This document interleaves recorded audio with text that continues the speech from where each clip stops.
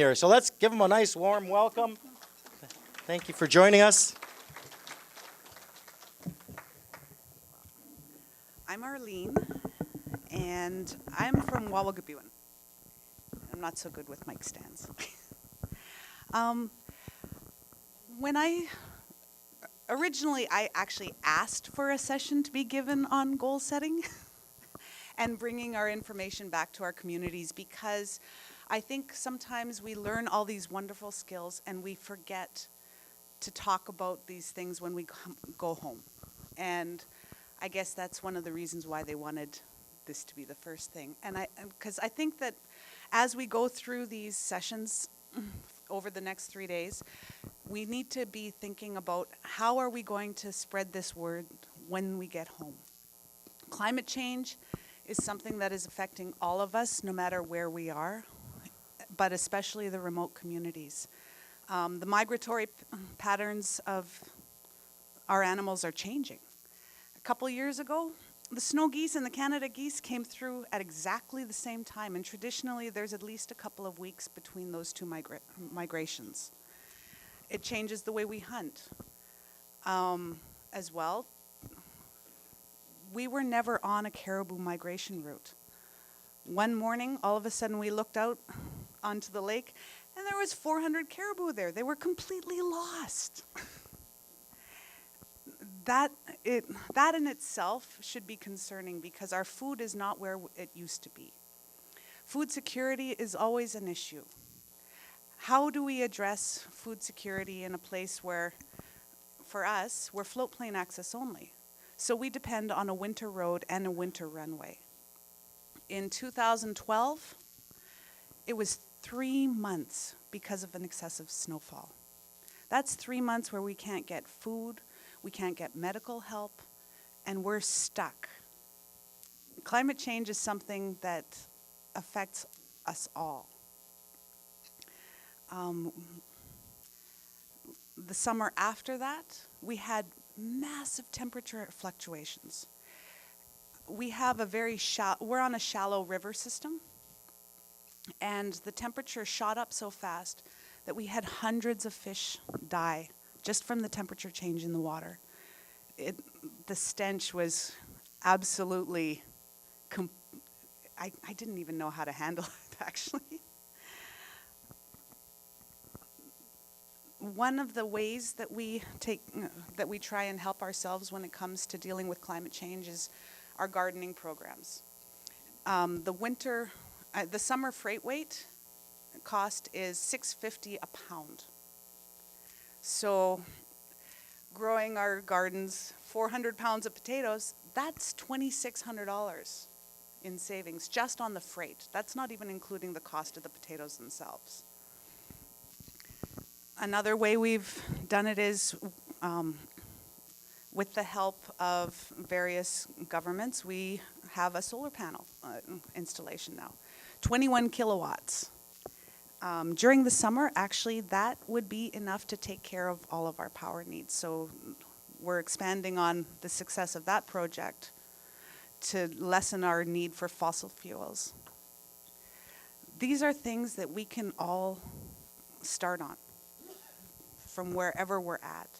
And we need to keep on going, and we need to make sure that we're taking these messages home to our chiefs and councils, to our community members, so that they can start taking care of these things at the local level, at the housing level, at each individual family person. We can start making a change. One thing that we've lost a lot of in our communities is the intergenerational learning. And a big piece of that is from the various distractions that we have. Social media. Trying to get our youth back onto the land can be really hard when they're buried in their phones. The 60s scoop and the residential school era. Both of those things took away that whole generation, and we need to bring it back. And one of those ways is to sit and listen to our elders. Listen to what they have to teach us. They have a lot of knowledge about how to care for our land. They know the medicines, the foods, the shelter. They know these things, and we can't learn them without sitting with them and talking to them. We need to keep on encouraging our children and our grandchildren to go and sit with the elders and learn what it means to be patient, to learn what it means to just sit and listen. Only by teaching our youth to sit will we be able to combat all of the problems that we're having with our environment. We need to go back to our elders and learn from them. And that's basically what I wanted to bring Simon here for. Simon is a very wise man who I respect very highly, and he has a lot of knowledge that he'd like to share with you guys.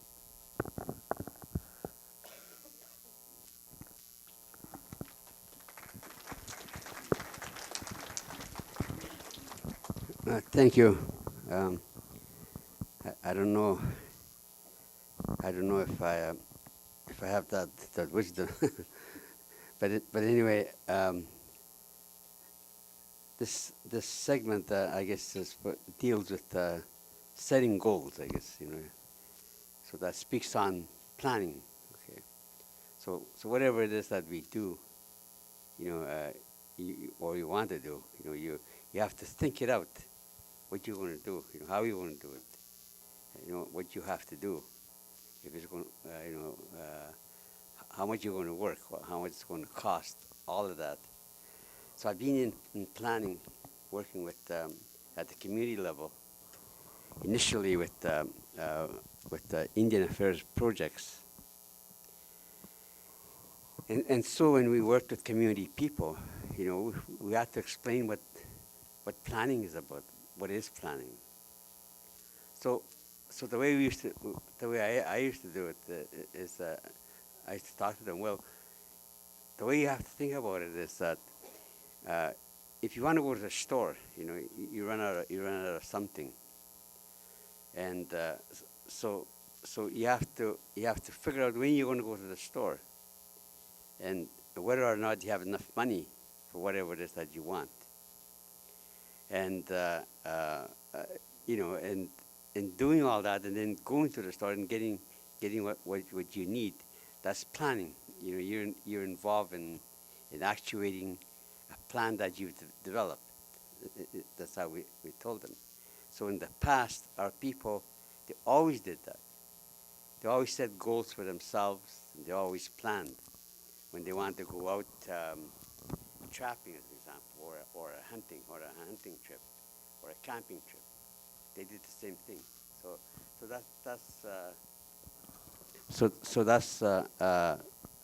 That's what I used to use when I was explaining that. But anyway, in this context, then one of the things that I want to speak on is about connecting the conference content to traditional values and beliefs. Now the thing is that with us, we've had that direction in terms of all the things that we need to think about and do in our lifetime, and these are contained in the teachings that have been handed down. They're stored in the legends, the stories of the legends, the characters within those stories. And so for me, my experience is that I just listened to elders, the kinds of things that they said about various things, about the environment, about the weather, and all that. Like my late father, as an example, and one of my favorite aunts who died last year, Jemima Morris.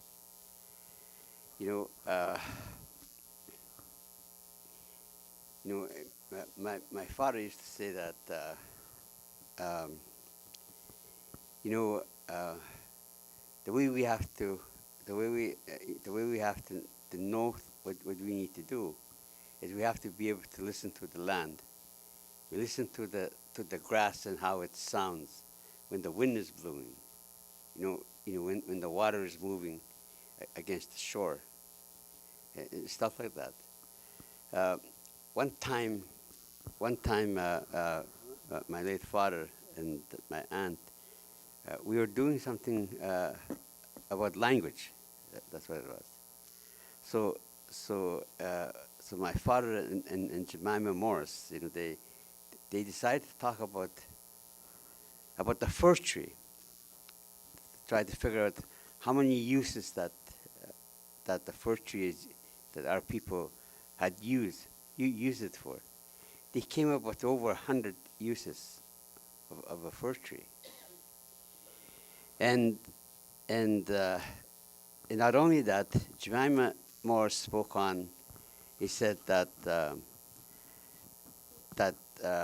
in the environment, he said, with the things that grow in the environment, like the trees, they have their own language, is what he said. If we want to teach our children to hold their language, we have to teach them the language of the tree, as an example, is what she said.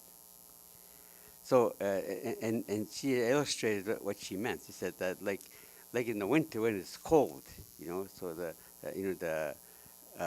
tree freezes, it's all stiff and everything. When the wind comes, the branches sound different than they would in the summer. So that's part of the language of the tree that you're talking about. So, but what bothers me about that is that is fine and well. I mean, and that's what we did. Like me, with my own children and my grandchildren. When we were in a bush or something, that's what I did. That's what I taught them. But everything is changing. You start talking about the climate change. So the thing is, so who is going to carry on that teaching? When those changes occur. That's the thing that I'm thinking about. How obviously, I guess when we're doing planning, when we're talking about climate change, we have to consider things like that because it affects lives of people, like children, and how they learn. The other thing about these teachings, the legends. One of the common legends in our area is about the Wendigo legends. The Wendigo is about the cannibal. He's the one that ate people. And but in actuality, those Wendigo stories are a metaphor for starvation. In other words, those stories are told not only to scare children and all of that, okay, and teach them. What it does, what they do is that it teaches people what not to do so that you never get into a state of starvation. You never turn into a widow and eat your own people. In other words, that's the reason why those are told. That's the same principle that is used in teaching pilots, that fly small planes. In their training, they're trained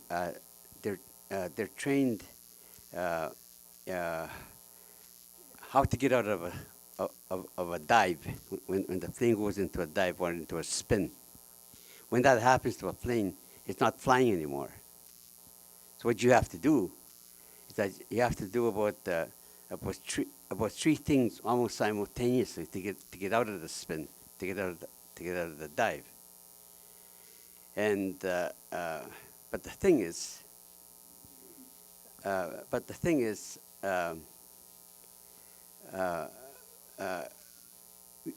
we don't. I mean, a plane doesn't get into that state, where it doesn't fly. Uh, um, Pilots are taught that, so they never put themselves or their planes into the state of not being able to fly. And that's the same principle that with the window legends about starvation. Uh, anyway, why I'm saying that is that there are interchanging things about how we learn in in, in, in how things teach us about all that. So I don't want to take up too much time. I have a lot of stories and everything, but I'll be sitting here for all day talking about them. I don't think I need to do that. Okay, thank you.